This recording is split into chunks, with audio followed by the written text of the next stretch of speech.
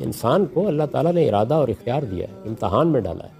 یہ ماننے کے بعد بھی انسان کے اندر خواہشیں ہیں، رغبات ہیں، وہ غلبہ پا لیتی ہیں. تو اس کشمکش میں بعض اوقات انسان باوجود اس کے کہ وہ جانتا ہے میرا ایک پروردگار ہے، جانتا ہے مجھے اس کے سامنے پیش ہونا ہے، پھر بھی غلطی کرتا ہے، پھر بھی کوتاہی کرتا ہے. تو یہ انسان کو جو ارادہ اور اختیار دیا گیا اس کا ظہور ہے.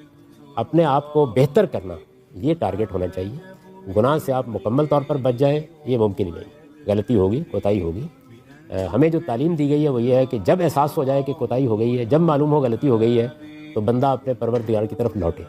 قرآن مجید نے یہ بتایا ہے کہ اللہ نے ان لوگوں کی توبہ کو قبول کرنا اپنے اوپر لازم کر رکھا ہے، الذین یعملون السوء بجہالۃ ثم یتوبون من قریب، کہ ان سے کوئی بڑے سے بڑا گناہ ہو جاتا ہے اور وہ فوراً لوٹ آتے ہیں. تو اللہ تعالیٰ توبہ کی دعوت دیتا ہے، اسی کی طرف بلاتا ہے.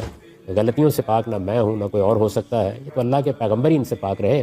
اس لیے ہم گناہ گار انسانوں کو اللہ پر ایمان کو زندہ رکھنا چاہیے، تازہ رکھنا چاہیے، اور کوشش کرنی چاہیے کہ جہاں غلطی ہو جائے وہاں ہم اپنے رب کی طرف لوٹ جائیں.